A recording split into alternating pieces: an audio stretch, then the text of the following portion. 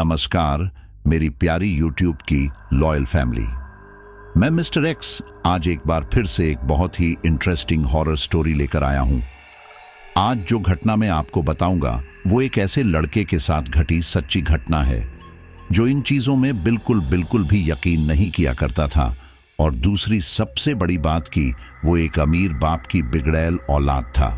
अब आप और हम तो एक साधारण से परिवार से बिलोंग करते हैं, तो हम क्या जाने कि लग्जरी लाइफ कैसे जी जाती है। लेकिन जिस इंसान के साथ यह घटना घटी थी वो बहुत ही ज्यादा अमीर था।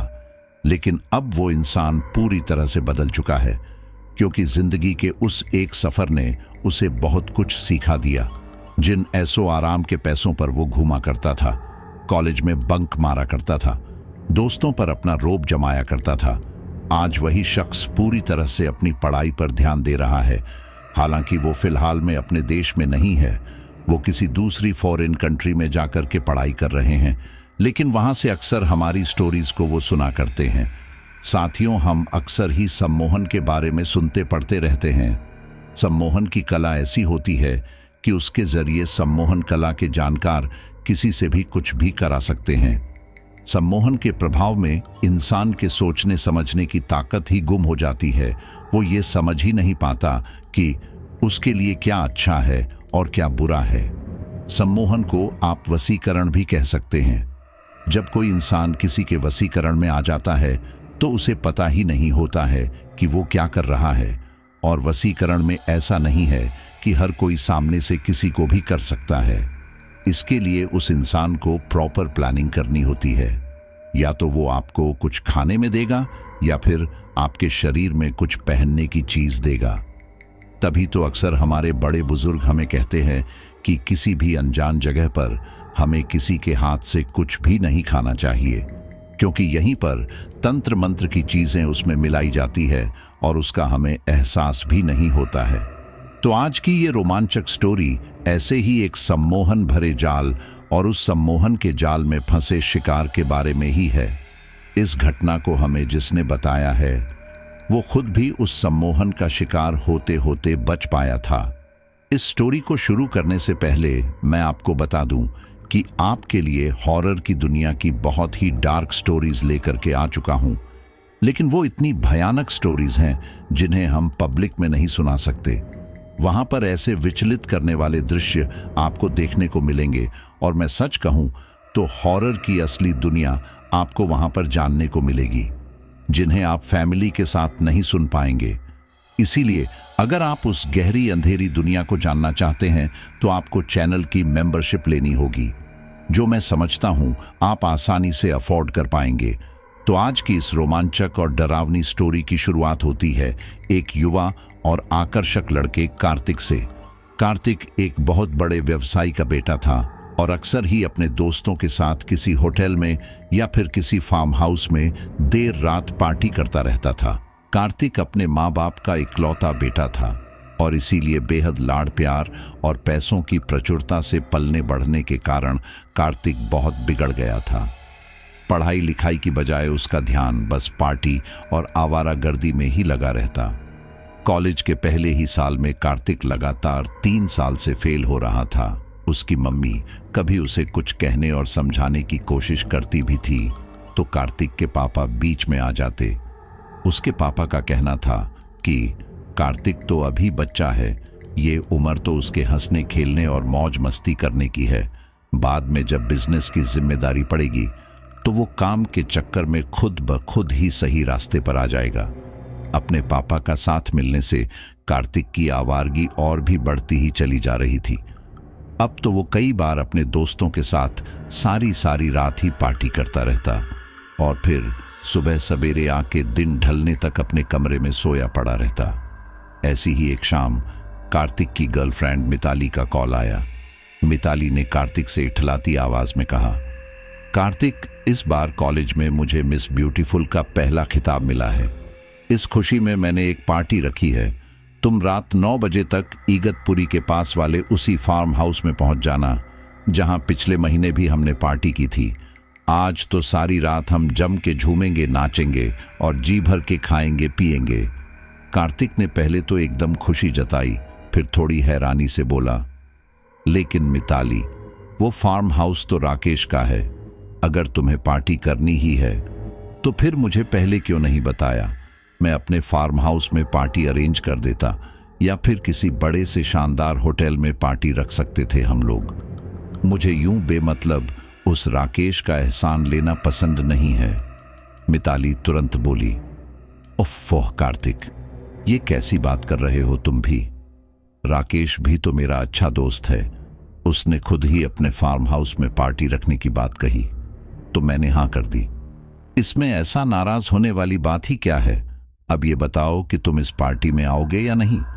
कार्तिक ने फिर बड़े बेमन से कहा, ओके, आ जाऊंगा मैं पार्टी में, लेकिन एक प्रॉमिस करना पड़ेगा तुम्हें। अब से कभी भी कोई सेलिब्रेशन वाली बात होगी तो तुम सबसे पहले मुझे ही इन्फॉर्म करोगी, और अब से तुम्हारे लिए हर एक पार्टी सिर्फ और सिर्फ मैं ही दिया करूंगा। कार्तिक ने फिर मन ही मन सोचा, आज की पार्टी में मैं एक ऐसा बेशकीमती गिफ्ट लेकर जाऊंगा मिताली के लिए कि वो गिफ्ट देखते ही खुशी से पागल हो उठेगी। वो बदमाश राकेश अपनी चिकनी चुपड़ी बातों से मिताली को अपने जाल में फंसाना चाहता है, लेकिन मेरे रहते वो कभी भी अपनी चाल में सफल नहीं हो पाएगा। आज रात जब पार्टी खत्म होगी तो उस राकेश को मैं ऐसा सबक सिखाऊंगा कि फिर कभी भी वो मिताली की ओर नजर उठा के देखेगा भी नहीं। उस शाम फिर कार्तिक अपने बंगले से निकल के सीधे एक ज्वेलरी शॉप में गया और एक हीरे का खूबसूरत और महंगा ब्रेसलेट खरीदा। ब्रेसलेट को गिफ्ट पैक करा के वो खुशी से झूमते हुए अपनी गाड़ी में बैठा और बड़ी तेजी से गाड़ी चलाता हुआ शहर से बाहर बने उस फार्म हाउस की तरफ रवाना हो गया जहां आज रात मिताली पार्टी देने वाली थी। कार्तिक जब फार्म हाउस में दाखिल हुआ तो राकेश और मिताली को एक दूसरे की बाहों में बाहें डालकर झूमते देख वो गुस्से से आगबूला हो गया। उसने राकेश को आवाज देते हुए जोर से कहा, ये क्या बंदरों की तरह उछल कूद मचा रहे हो तुम? क्या शरीफों की तरह सीधे ढंग से रहना नहीं आता तुम्हें? कार्तिक को इस तरह चिल्लाते देख मिताली और राकेश दोनों ही एकदम हक्के बक्के रह गए। फिर मिताली आगे बढ़ के राकेश को घूरती हुई चिल्लाई, तुमने क्या आज पार्टी में आने से पहले ही ज्यादा शराब पी ली है? क्यों इस तरह से बदतमीजी कर रहे हो राकेश से, और वो भी उसके ही फार्म हाउस में आके? कार्तिक कुछ बोल पाता कि राकेश ने मिताली के कंधे पर हाथ रख मुस्कुराते हुए कहा, ओ बेबी, क्यों अपना मूड खराब कर रही हो? आज तुम्हारे लिए ये पार्टी रखी है मैंने, इसलिए तुम प्लीज अपना मूड मत बिगाड़ो और चिल करो। इस कार्तिक की तो आदत ही है बिना बात लड़ने झगड़ने की। चलो हम उस फव्वारे के पास जाके बैठते हैं, वहां ठंडे पानी के छींटे तुम्हारे गुस्से को ठंडा कर देंगे। मिताली ने फिर घूर के कार्तिक को देखा और मुंह बनाती हुई वहां से पलट के फव्वारे की तरफ चली गई। कार्तिक ने आग उगलती नजरों से राकेश को देखा और फिर लोन के उस तरफ चल दिया जिधर बार काउंटर सजाया गया था। वहां पर कार्तिक के दोस्त प्रणय, रजत और जीत भी खड़े थे। उन तीनों ने जब कार्तिक को इधर आते देखा तो आपस में कुछ इशारा करने लगे।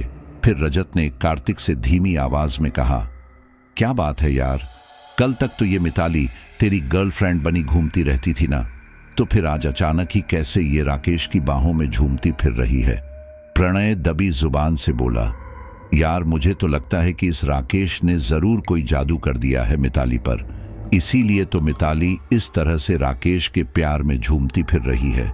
यही नहीं, अभी जब मिताली ने तुम्हें बुरी तरह से फटकार लगाई थी, उससे तो मुझे इस बात का पक्का यकीन हो गया कि राकेश ने जरूर मिताली पर कुछ तो ऐसा जादू कर दिया है जिससे वो तुम्हें और तुम्हारे प्यार को पूरी तरह से भूल गई।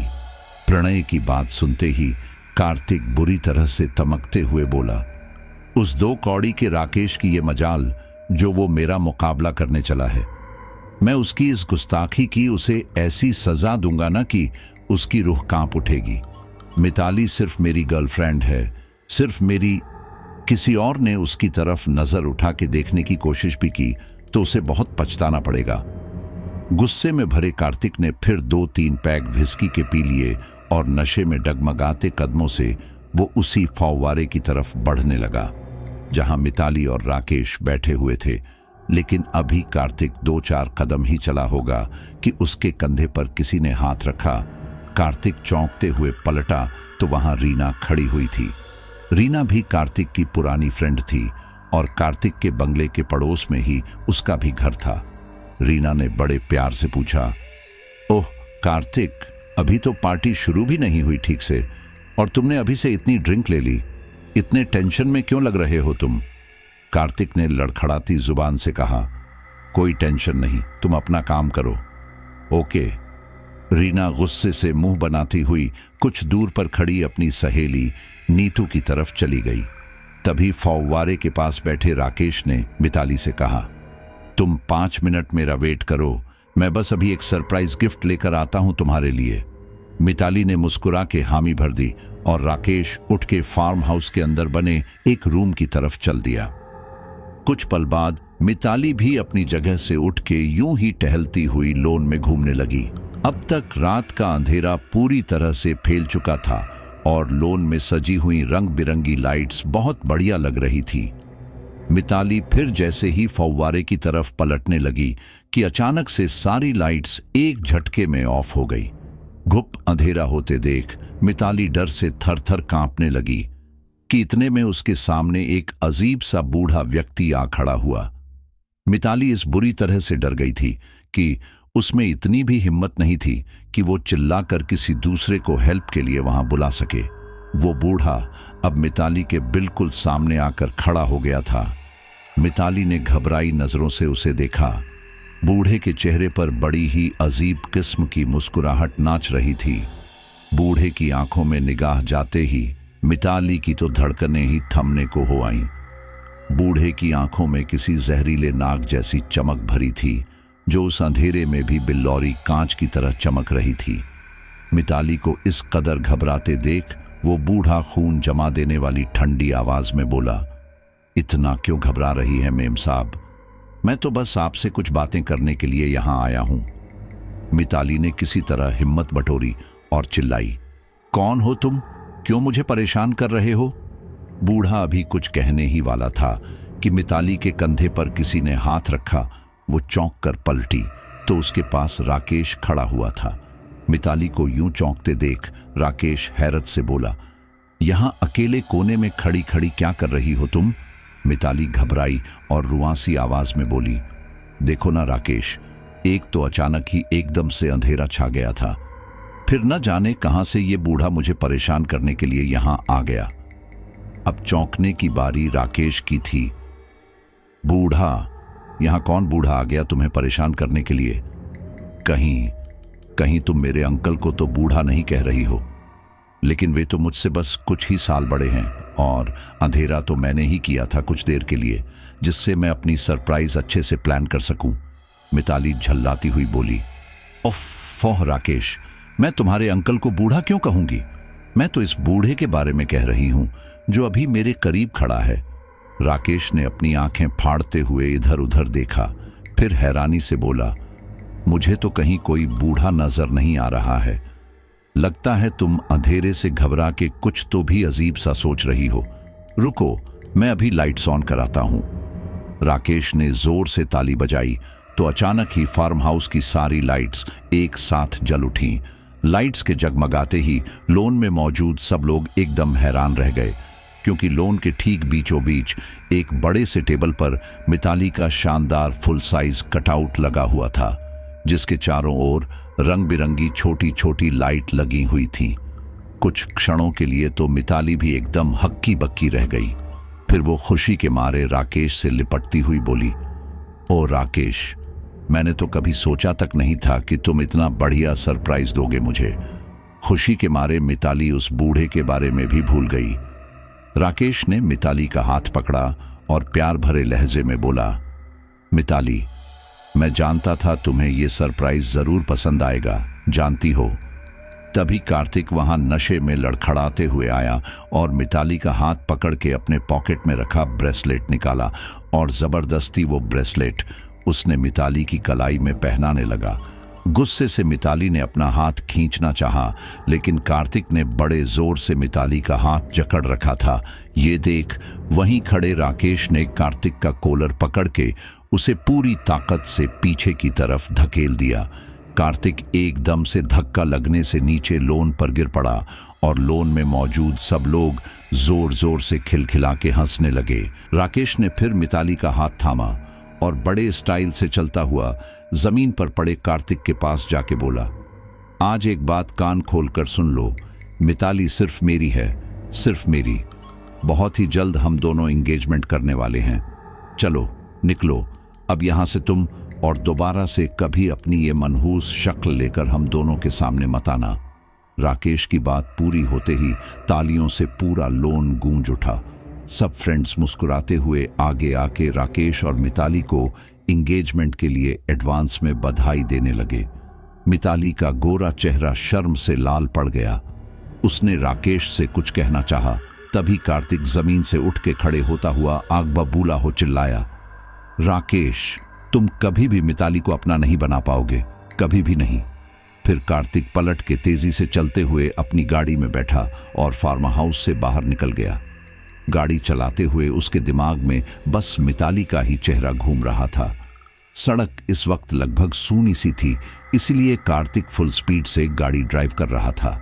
तभी अचानक ही उसे सड़क पर एक तरफ खड़ी हुई एक औरत दिखाई दी, जिसने अपने चेहरे को घूंघट से ढक रखा था और जो अपना एक हाथ हवा में लहराती हुई कार्तिक को रुकने का इशारा कर रही थी। इतनी रात को सुनसान सड़क पर खड़ी उस औरत को देख कार्तिक को बड़ी हैरत हुई और उसने तुरंत ब्रेक लगा के गाड़ी रोक दी। गाड़ी रुकते ही वो घूंघट वाली औरत तेजी से गाड़ी की तरफ लपकती हुई आई। कार्तिक ने गाड़ी का दरवाजा खोलकर उस औरत से पूछा, क्या आपको कहीं जाना है? वो औरत धीमी आवाज में बोली, मुझे कहीं नहीं जाना है, पर तुम जरा संभल के गाड़ी चलाओ, नशे में कहीं एक्सीडेंट मत कर बैठना। कार्तिक एकदम हैरानी से चिल्लाया, तुम्हें कैसे पता चला कि मैं नशे में हूं? वो औरत खिलखिला के हंसती हुई बोली, मुझे तो ये भी मालूम है कि तुम क्या सोच रहे हो, मिताली के बारे में ही सोच रहे हो ना तुम। अब तो कार्तिक के होश उड़ गए। वो अटकती जुबान से बोला, कौन हो तुम? मिताली को कैसे जानती हो? औरत अपना घूंघट और भी नीचे करते हुए बोली, मैं सब कुछ जानती हूं और चाहूं तो बड़ी आसानी से मिताली से तुम्हारी शादी करवा सकती हूं, लेकिन तुम्हें इसके लिए मेरा एक काम करना होगा।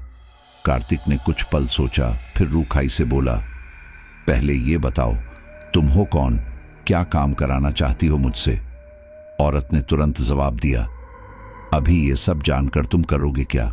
जब वक्त आएगा तब मैं बता दूंगी तुम्हें, अपने बारे में भी और उस काम के बारे में भी जो तुम्हें करना होगा। औरत की बातों में कार्तिक का दिलो दिमाग ऐसा उलझा कि वो एकदम इमोशनल होकर उस औरत का हाथ पकड़ के बोला, बस आप मेरी शादी मिताली से करा दीजिए, फिर आप जो भी काम मुझसे कराना चाहेंगी वो मैं जरूर कर दूंगा। उस औरत ने अपनी उंगली में पहनी एक बड़ी सी अंगूठी निकाल के कार्तिक को पहनाते हुए कहा, इस अंगूठी को अब अपने हाथ से उतारना मत और कल रात ठीक 11 बजे तुम शहर के बाहर वाले पुराने मसान पर चले आना। देर मत करना बिल्कुल, नहीं तो फिर कभी नहीं मिलेगी मिताली तुझे। कार्तिक ने फौरन हामी भरी और फिर कल रात 11 बजे उस पुराने मसान पर आने की बात कह के वो गाड़ी में बैठ अपने बंगले की तरफ रवाना हो गया। घर पहुंच के कार्तिक बड़ी बेचैनी से दूसरे दिन का इंतजार करने लगा।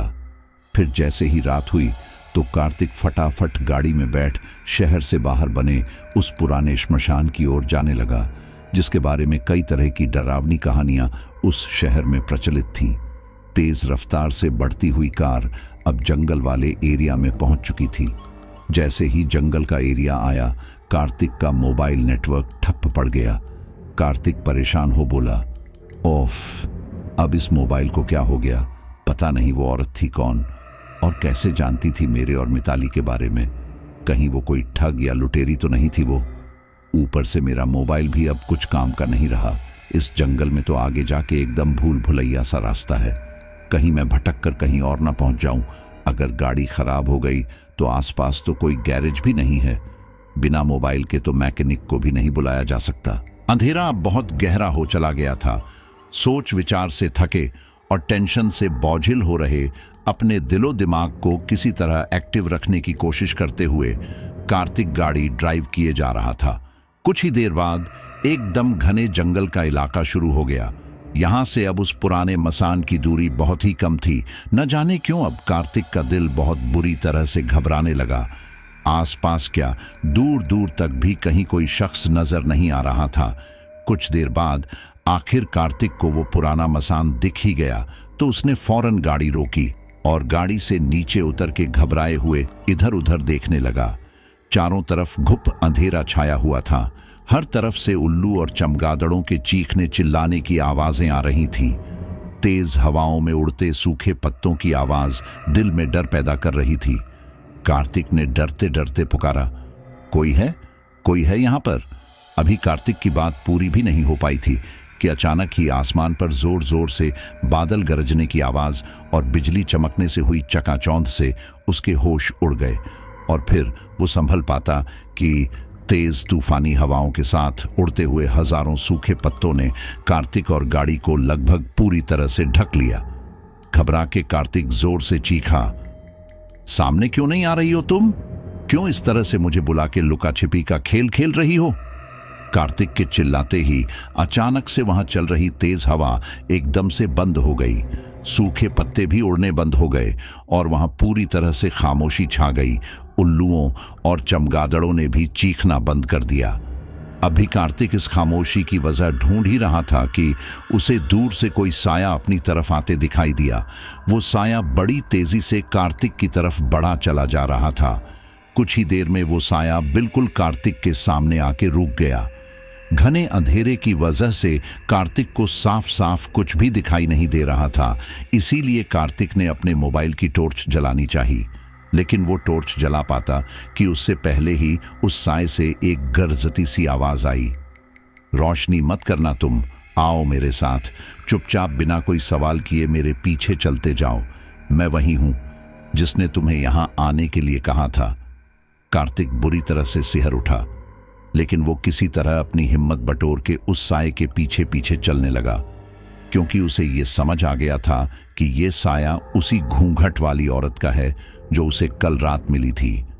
करीब 10-15 मिनट तक चलने के बाद फिर एक जगह आके वो औरत रुक गई। उसने अपने दोनों हाथ ऊपर हवा में उठाए और फिर बड़ी ही अजीब सी कुछ पंक्तियां बोलने लगी।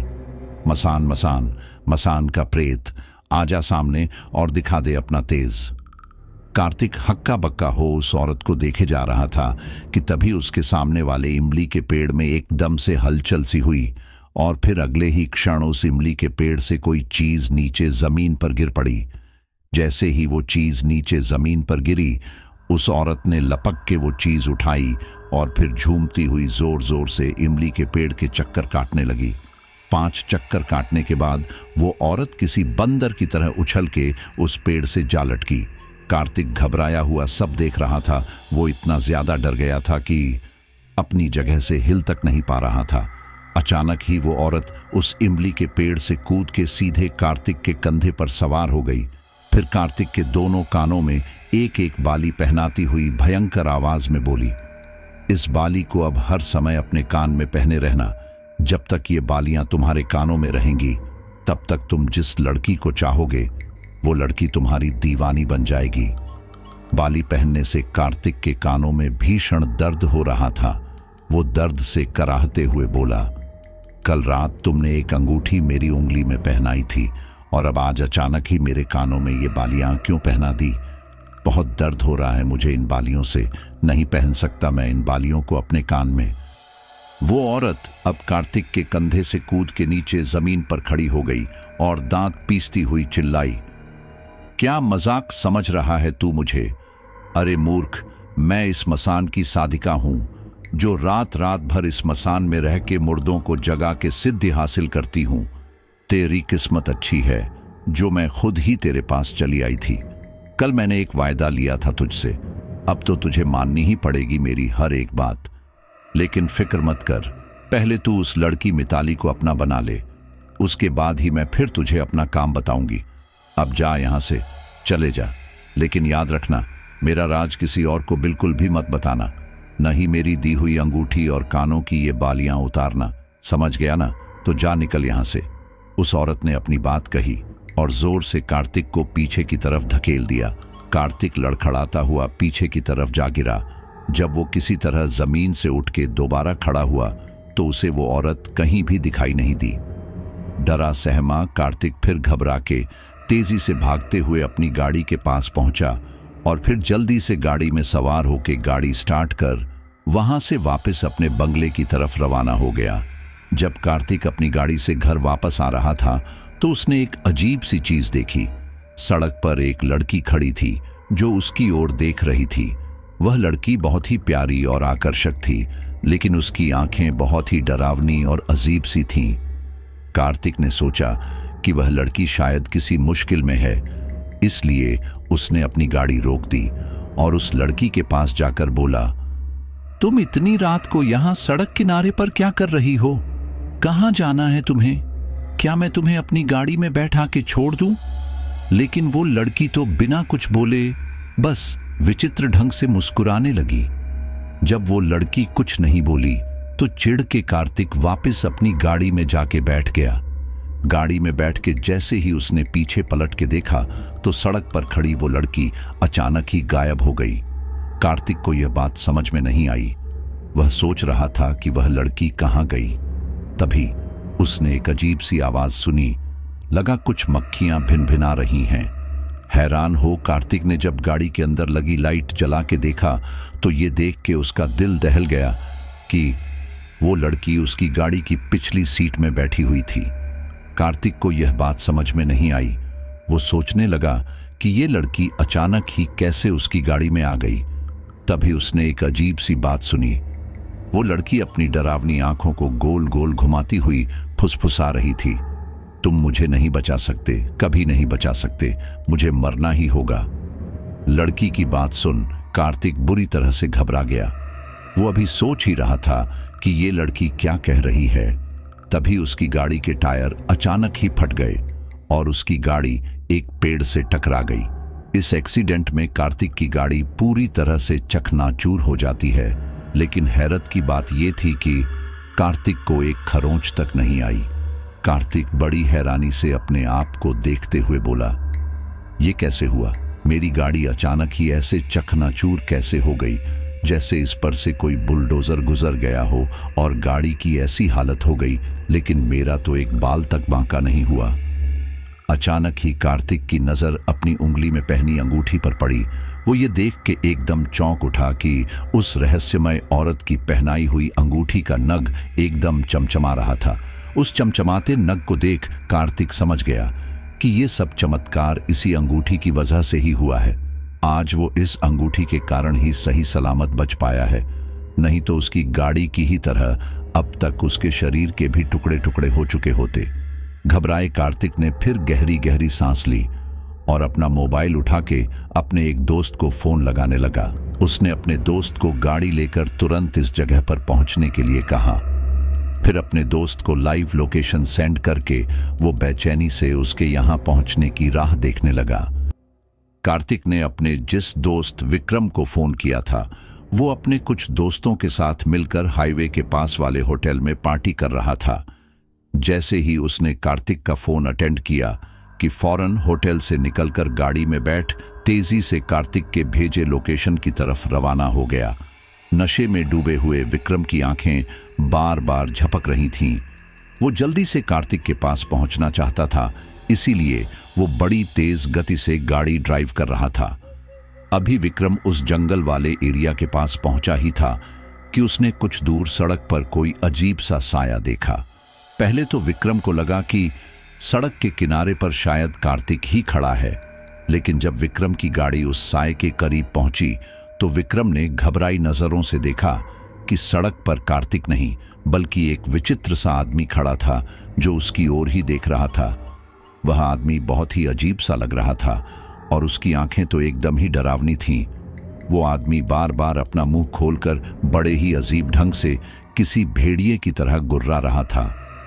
विक्रम ने सोचा कि शायद इस आदमी की वजह से ही घबरा के कार्तिक ने उसे फोन करके फौरन यहां आने के लिए कहा था। कुछ सोच के फिर विक्रम ने उस आदमी के पास अपनी गाड़ी रोकी और उससे पूछा, क्या तुमने यहां आसपास एक लड़के को देखा है? कहीं तुमने ही तो उसे कुछ नुकसान नहीं पहुंचाया है? विक्रम का सवाल सुनते ही अचानक ही वो आदमी अपनी जगह से ऊपर हवा में उछला और सीधे विक्रम की गाड़ी की छत पर जाके खड़े हो किसी भेड़िए की ही तरह जोर जोर से चिल्लाने लगा। विक्रम तो ये सब देख ऐसा हक्का बक्का हो गया कि फिर घबरा के अपनी गाड़ी से उतर के तेजी से भागने लगा। विक्रम को यूं भागते देख उसकी गाड़ी पर चढ़ा वो आदमी भी तुरंत गाड़ी से की छत से नीचे कूद के उसके पीछे भागना लगा। विक्रम अब घबरा के चीखने लगा, बचाओ बचाओ, तुम कहां हो कार्तिक, ये किस मुसीबत में फंसा दिया मुझे। विक्रम के पीछे भागते उस आदमी ने अचानक ही एक लंबी छलांग लगाई और आगे भाग रहे विक्रम पर झपट पड़ा। लेकिन अभी वो आदमी विक्रम का कुछ बिगाड़ पाता कि इतने में वहां कार्तिक अपने दोस्त विक्रम की आवाज सुनकर दौड़ता हुआ आ पहुंचा। उसने जब एक आदमी को विक्रम के ऊपर सवार हो उसका गला दबाते देखा तो फौरन लपक के उस आदमी का बाल पकड़ के उसे पीछे की तरफ खींचा। कार्तिक ने जैसे ही उस आदमी को खींचा कि वो बड़ी आसानी से खिंचा के दूर सड़क पर जा गिरा। कुछ पल तो वो आदमी हैरानी से कार्तिक को देखता रहा, फिर डर से चीखता हुआ वहां से उठ के जंगल की तरफ भाग गया। कार्तिक और विक्रम दोनों पहले तो हैरत में पड़ गए, फिर अचानक ही कार्तिक को समझ आ गया कि जरूर ये सब उस रहस्यमयी औरत की दी हुई अंगूठी की वजह से ही हो रहा है। फिर कार्तिक ने विक्रम का हाथ पकड़ा और उसे लेकर जल्दी से कुछ दूरी पर खड़ी गाड़ी के पास पहुंचा। हैरानी में डूबे विक्रम ने गाड़ी में बैठ के गाड़ी स्टार्ट की और फिर कार्तिक को गाड़ी में बैठा के वहां से फर्राटे से शहर की तरफ रवाना हो गया। विक्रम की समझ में तो कुछ भी नहीं आ रहा था, पर अब वो हैरानी और घबराहट के मारे इस हालत में भी नहीं था कि कार्तिक से इन सब बातों के बारे में चर्चा कर सके। वो तो बस किसी रोबोट की तरह चुपचाप गाड़ी चला रहा था। कार्तिक को उसके बंगले के बाहर उतार के विक्रम भी अपने घर की तरफ रवाना हो गया। कार्तिक अपने बंगले में पहुंच के सीधे अपने कमरे में गया और चुपचाप जाके बेड पर सो गया। उसका दिलो दिमाग इतना थक चुका था कि जल्दी ही उसे गहरी नींद आ गई। हर दिन दोपहर ढलने के बाद नींद से जागने वाला कार्तिक जब सुबह 10 बजे ही सो उठ के तैयार हो अपने कमरे से निकला तो उसकी मम्मी अपने बेटे को इतनी जल्दी जाग के तैयार होके आते देख वो एकदम हैरत में पड़ गई। फिर जब कार्तिक ने अपनी मम्मी से कॉफी मांगी तो उसकी मम्मी एकदम खुशी से निहाल होती बोली, अरे वाह बेटा, आज तो तुम एकदम गुड बॉय बन गए हो। कार्तिक सिर्फ मुस्कुरा दिया और कॉफी पीने लगा। तभी उसकी मम्मी की नजर कार्तिक के कानों पर गई और वो चौंकती हुई बोली, ये क्या, तुमने अपने कानों में ये कैसी अजीब सी बालियां पहन रखी है? उतारो इसे, बहुत ही अजीब लग रहे हो तुम इन बालियों में। कार्तिक चिढ़ते हुए बोला, ओफ मम्मी, आप क्यों बेकार में मेरे पीछे पड़ी रहती हैं? इसीलिए मैं घर में रहना पसंद नहीं करता। फिर कॉफी पी के कार्तिक तुरंत अपने बंगले से निकल के गाड़ी में बैठा और तेजी से गाड़ी चलाता हुआ सीधे मिताली के घर की तरफ रवाना हो गया। मिताली के घर के बाहर कार्तिक ने गाड़ी रोकी और धड़कते दिल से गाड़ी से उतर के वो मिताली के घर की तरफ बढ़ा। वो जैसे ही गेट से अंदर पहुंचा कि उसे सामने से मिताली आती हुई दिख गई। कार्तिक को अपने घर आते देख जाने मिताली को क्या हुआ कि वो बुरी तरह से चिल्लाती हुई बोली, क्यों आए हो यहां? मिताली का गुस्सा देख पहले तो कार्तिक घबरा गया, लेकिन फिर अगले ही पल वो तेजी से आगे बढ़ा और मिताली का हाथ पकड़ के उसकी आंखों में देखता हुआ बोला, I love you Mitali, I love you so much. अचानक मिताली भी कार्तिक का हाथ पकड़ उसे चूमती हुई बोली, I love you too my dear. Mitali की बात सुन और उसकी आंखों में अपने लिए प्यार छलकता देख कार्तिक हक्का बक्का रह गया। फिर उसे अपनी अंगूठी और बालियों का ध्यान आया तो वो तुरंत समझ गया कि उस रहस्यमयी औरत का सम्मोहन काम कर रहा है। फिर मन ही मन खुश होते हुए वो मिताली से बोला, आज मैं अपनी और तुम्हारी रिलेशनशिप की खुशी में अपने फ्रेंड्स को एक शानदार पार्टी देना चाहता हूं। चलो अब जल्दी से तुम तैयार होकर आ जाओ, मैं बाहर गाड़ी में तुम्हारा इंतजार करता हूं। मिताली ने बड़े प्यार से कार्तिक का हाथ पकड़ा और उसे अपने घर के अंदर ले जाती हुई बोली, कैसी बातें कर रहे हो तुम? बाहर गाड़ी में क्यों बैठे रहोगे? चल के घर के अंदर बैठो और मेरे तैयार होने तक आराम से फ्रेश फ्रूट जूस पियो। कार्तिक को थोड़ी हिचकिचाहट हुई कि वो ऐसे कैसे एकदम से मिताली के घर के अंदर जाए, पर मिताली ने तो कार्तिक की एक न सुनी और उसे जबरदस्ती अपने साथ लेकर ड्राइंग रूम में ले आई। फिर कार्तिक को एक सोफे पर बैठाती हुई वो अपनी मम्मी को आवाज लगा बोली, मम्मी देखो तो मेरा सबसे बेस्ट फ्रेंड आज घर आया है, आप जल्दी से इसे ठंडा जूस पिलाओ, तब तक मैं रेडी होकर आती हूं, फिर हमें एक पार्टी में जाना है। उसकी मम्मी अच्छी तरह से कार्तिक को जानती थी, क्योंकि वे दोनों आखिर एक ही कॉलेज में पढ़ते थे और कभी कभी कार्तिक और मिताली कॉलेज से साथ ही घर आते थे। थोड़ी देर बाद कार्तिक और मिताली दोनों जब गाड़ी में बैठ के एक शानदार रेस्टोरेंट की ओर रवाना हुए तो कार्तिक ने अपने दोस्त प्रणय को मैसेज करके कह दिया कि वो बाकी दोस्तों को लेकर जल्दी से उस रेस्टोरेंट में चला आए। कार्तिक ने साथ ही मैसेज में यह भी लिख दिया था कि आज की पार्टी में मिताली खास मेहमान है। प्रणय ने फटाफट सब फ्रेंड्स को मैसेज किया और फिर खुद भी बाइक से उस रेस्टोरेंट में पहुंच गया।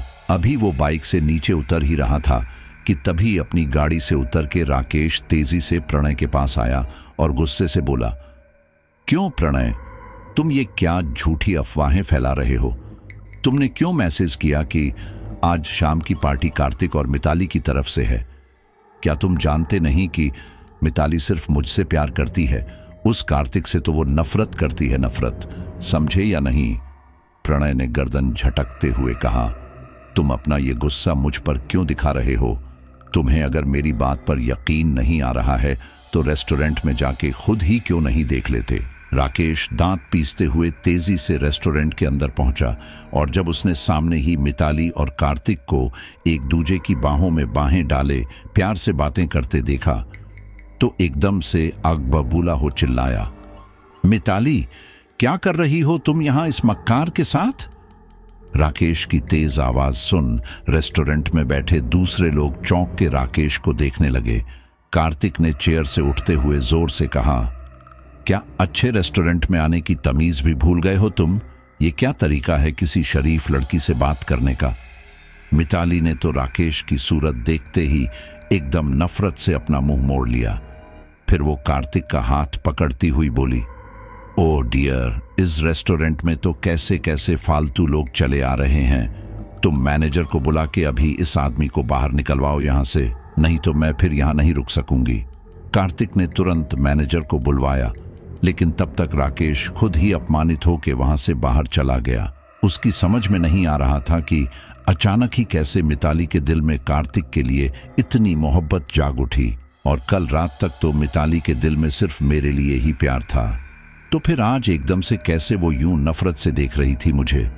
राकेश को रेस्टोरेंट से बाहर जाते देख कार्तिक की खुशी का ठिकाना न रहा। उसने तुरंत अपने पास रखी एक कीमती हीरे की अंगूठी मिताली की उंगली में पहनाई और अपने दोस्तों के साथ जश्न मनाने में डूब गया। आधी रात के बाद जब कार्तिक ने मिताली को उसके घर के बाहर ड्रॉप किया और अपने बंगले की ओर रवाना हुआ तो उसका दिल एकदम खुशी से झूम रहा था। आखिर आज उसने मिताली का प्यार भी हासिल कर लिया था और साथ ही अपने दुश्मन राकेश से अपनी बेइज्जती का बदला भी ले लिया था। लेकिन कार्तिक अभी आधे रास्ते तक ही पहुंचा था कि अचानक उसके दोनों कानों में पहनी हुई बालियां अंगारों जैसी तपने लगीं।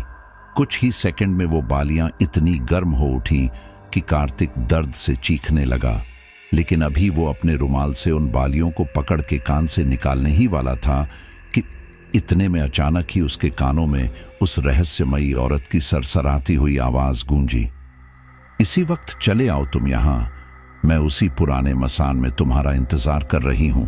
उस आवाज को सुनते ही कार्तिक बुरी तरह से घबरा उठा। तभी उस औरत की आवाज आई, अगर जल्दी से यहां नहीं आए तो ये बालियां तुम्हें जला के खाक में बदल देगी। अपनी भलाई चाहते हो तो फौरन पहुंचो पुराने मसान में। कार्तिक दर्द से कराहते किसी तरह गाड़ी ड्राइव करते हुए जब उस पुराने मसान में पहुंचा तो उसके कानों में पड़ी बालियां अचानक ही एकदम से ठंडी हो गई। हैरान कार्तिक गाड़ी से उतरा और अंधेरे में इधर उधर देखते हुए जोर से चिल्लाया, आ गया हूं मैं, बोलो क्यों बुलाया है मुझे इस वक्त यहां पर? कार्तिक की बात पूरी होते ही एक ठंडी बर्फीली हवा का झोंका सा कार्तिक के पास आया। और अगले ही पल वही सरसराती हुई आवाज गूंजी, तुम्हें तो तुम्हारा मनचाहा हासिल हो गया ना, तो अब मुझे भी इसके बदले में तुमसे एक उपहार चाहिए। कार्तिक हैरानी से बोला, उपहार? कैसा उपहार? क्या तुम्हें सोने चांदी के गहने चाहिए या फिर रुपये लेना चाहती हो? अब वो औरत एकदम से अपने चेहरे पर घूंघट किए सामने चली आई और गुस्से से चिल्लाती हुई बोली, दौलत की अकड़ न दिखा मुझे। मैं चाहूं तो अपने लिए सोने का महल बना सकती हूं। मुझे तो खून चाहिए, ताजा खून, जवान जिस्म का गर्मा गर्म खून पीना है मुझे। उस रहस्यमयी औरत की ये डरावनी बात सुनकर तो कार्तिक के तन बदन में सिहरन सी दौड़ गई। वो डर से कांपते हुए किसी तरह से बोला, खून? खून क्यों पीना चाहती हो तुम? क्या मेरा खून पीने के लिए मुझे यहां बुलाया है? वो औरत बड़ी ही डरावनी हंसी हंसती हुई बोली, चाहूं तो तेरा भी खून पी सकती हूं मैं, लेकिन अभी तो मुझे उस विक्रम का खून पीना है। बड़ा ही गोल मटोल और नरम है उसका बदन, बहुत ही मीठा और स्वाद भरा होगा उसका खून। मुझे उस विक्रम का खून पीना है आज की रात। तू उसे किसी भी तरह से यहां पर बुला और मेरे हवाले कर दे। एक बार विक्रम को मेरे हवाले करके फिर तू अपने घर जा सकता है। कार्तिक एकदम थर थर कांपते हुए बोला, नहीं नहीं, मैं नहीं कर सकता ऐसा। विक्रम तो मेरा दोस्त है, मैं कैसे उसे तुम्हारे हवाले कर सकता हूं? कार्तिक की बात सुनते ही वो औरत एकदम आग बबूला हो चिल्लाई, खबरदार, जो मेरी बात मानने से तुमने इनकार किया तो अगर अभी के अभी तूने अपने दोस्त विक्रम को यहां नहीं बुलाया तो मैं फिर तुझे ही पकड़ के खा जाऊंगी। साथ ही उस मिताली का भी खून पी लूंगी जिससे तू इतना प्यार करता है। कार्तिक घबरा के चिल्लाया, नहीं, ऐसा नहीं कर सकती तुम। औरत ने खून जमा देने वाली ठंडी आवाज में कहा, तुम्हारे पास 10 मिनट हैं।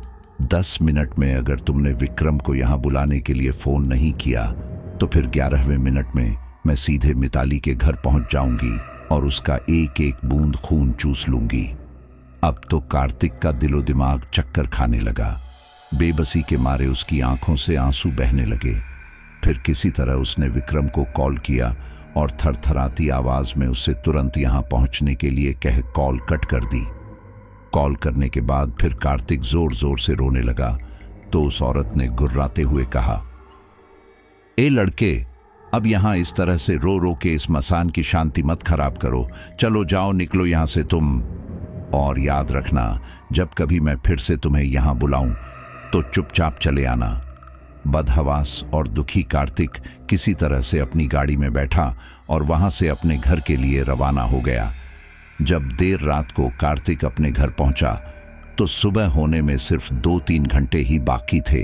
कार्तिक ने अपने पास रखी चाबी से बंगले का दरवाजा खोला और अपने रूम में जाके नींद की गोली खा के सो गया। दूसरे दिन दोपहर करीब 11 बजे कार्तिक के रूम का दरवाजा खोल के उसकी मम्मी अंदर आई और गहरी नींद में सोए कार्तिक को जगाती हुई जोर से बोली, ओह कार्तिक, इतना क्या सो रहे हो तुम? कब से तुम्हारे दोस्त तुम्हें फोन कर रहे हैं, लेकिन तुम हो कि अपना फोन तक नहीं उठा रहे हो। परेशान होकर उन्होंने फिर घर के नंबर पर फोन किया है। नींद से उठते ही कार्तिक चिढ़ते हुए बोला, ऐसी भी क्या आफत आ गई जो मेरे दोस्त यूं पागलों की तरह फोन कर रहे हैं। फिर उसने अपना मोबाइल उठाया और प्रणय को कॉल बैक करने लगा।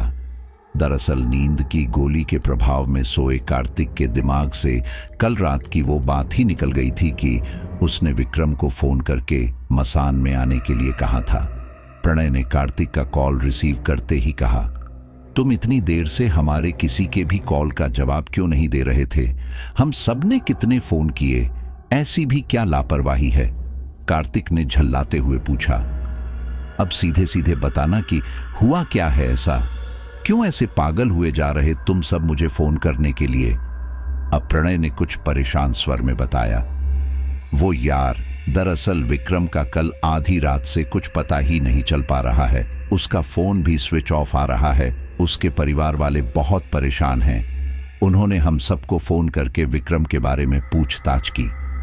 हो सकता है तुझे भी उन्होंने फोन किया होगा, पर तू तो मजे से गहरी नींद सोया हुआ था ना, तो तूने उनके भी फोन का कोई जवाब नहीं दिया होगा। प्रणय की बात सुनते ही कार्तिक के दिमाग में कल रात की सारी यादें ताजा हो गईं। विक्रम को तो उसने ही फोन करके मसान बुलाया था। ये याद आते ही कार्तिक की तो धड़कन ही बढ़ने लगी। तभी उधर से प्रणय ने बेचैनी से कहा, अरे अब क्यों खामोश हो गया?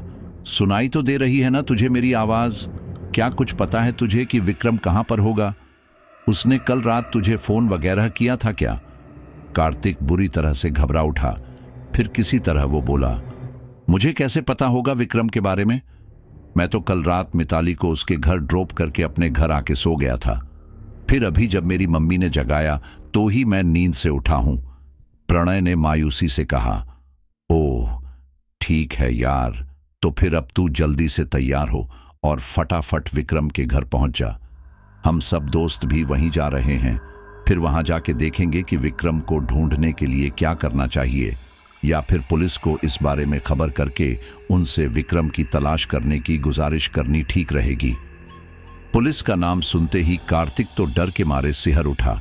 उसने तुरंत जोर से कहा, नहीं नहीं, पुलिस को इस मामले में लाने की क्या जरूरत है?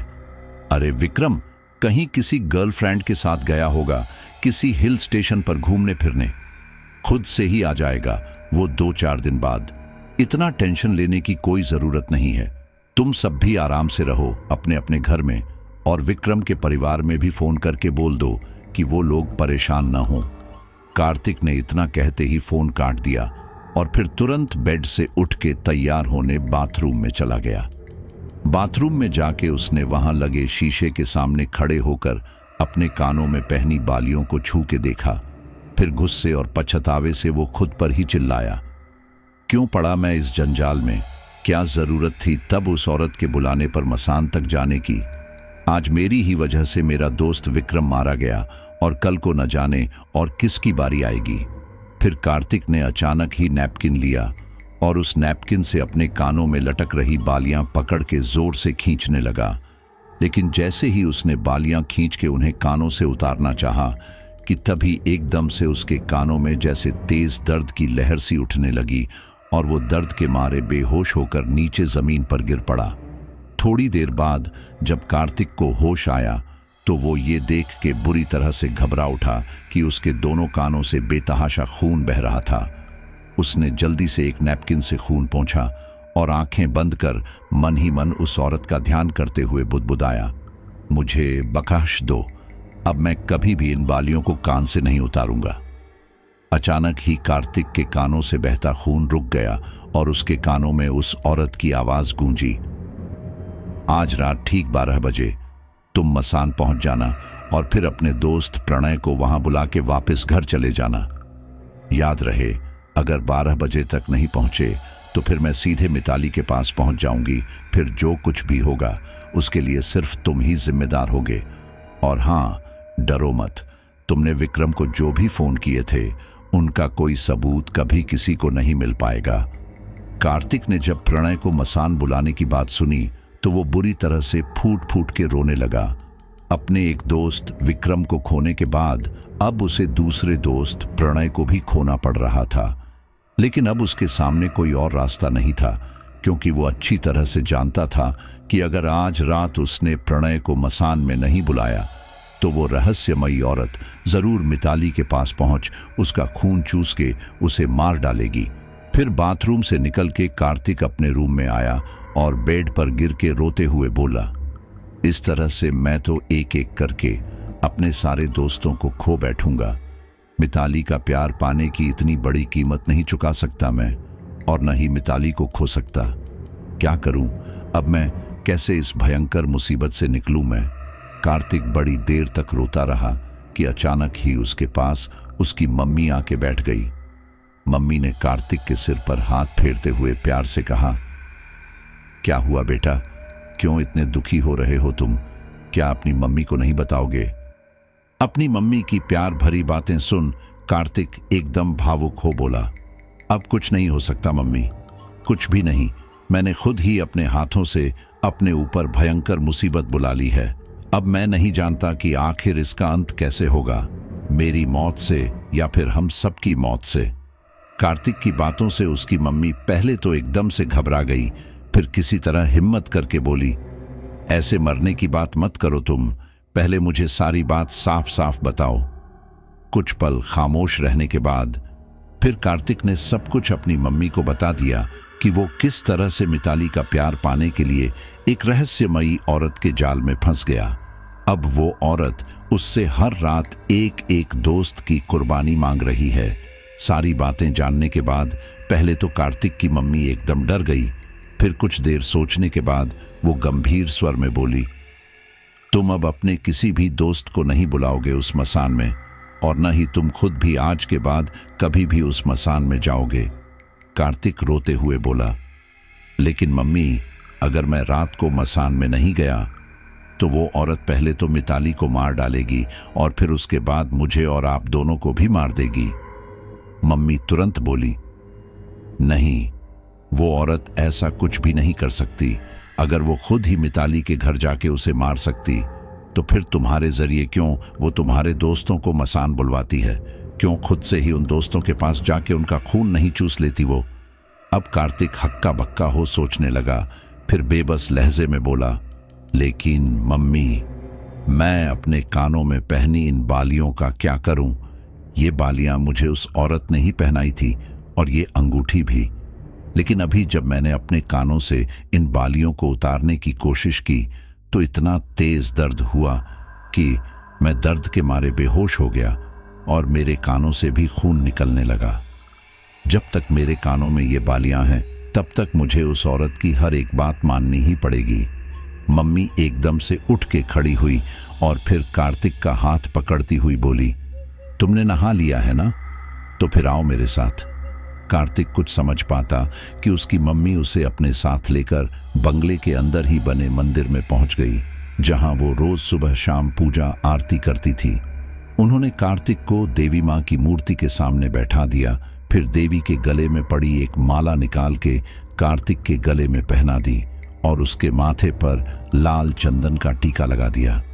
कार्तिक के बिल्कुल सामने एक छोटे से मिट्टी के हवन कुंड में मम्मी ने कपूर और दूसरी हवन सामग्री डाली और फिर माचिस से उसमें आग लगा दी। कार्तिक के दिलो दिमाग को एकदम से सुकून महसूस होने लगा। उसके कानों में हो रहा दर्द भी अचानक ही बंद हो गया। मम्मी ने फिर धीरे से कहा, अब तुम अपनी आंखें बंद कर लो और जब तक मैं न कहूं तब तक तुम अपनी आंखें मत खोलना और न ही अपनी जगह से हिलना। कार्तिक ने फौरन अपनी आंखें बंद कर ली और कुछ ही पलों बाद उसे अपने दोनों कानों में तेज दर्द का एहसास हुआ, पर उसने अपनी आंखें नहीं खोली और वो दर्द सहते हुए भी अपनी जगह पर जम के बैठा रहा। थोड़ी देर बाद उसे मम्मी की आवाज आई, अब तुम अपनी आंखें खोल सकते हो। कार्तिक ने अपनी आंखें खोली तो ये देख के एकदम शॉक्ड हो गया कि उसके दोनों कानों में अब बालियां नहीं थी और न ही उसकी उंगली में वो अंगूठी ही थी। उसकी मम्मी ने कार्तिक से कहा, उस औरत की दी हुई बालियां और अंगूठी सब मैंने इस हवन कुंड की आग में डाल दिए हैं। अब इनसे तुम्हें कभी कोई तकलीफ नहीं होगी और न ही वो रहस्यमयी औरत अब कभी भी तुम्हें परेशान कर सकेगी। लेकिन अभी तुम्हें आज रात भर इस मंदिर के अंदर ही बैठना पड़ेगा बिना कुछ खाए पिए, तभी उस औरत के सम्मोहन का काला जाल हमेशा के लिए टूट सकेगा। कार्तिक ने बिना कुछ कहे हामी भर दी और चुपचाप उसी आसन पर स्थिर हो बैठा रहा। आखिर किसी तरह शाम हुई और फिर शाम से रात हो गई, लेकिन कार्तिक अपनी जगह से बिल्कुल भी नहीं हिला। रात होते ही उसकी मम्मी ने कार्तिक के आसन के चारों तरफ दीपक जला के रख दिए और दुर्गा सप्तशती का पाठ करने लगी।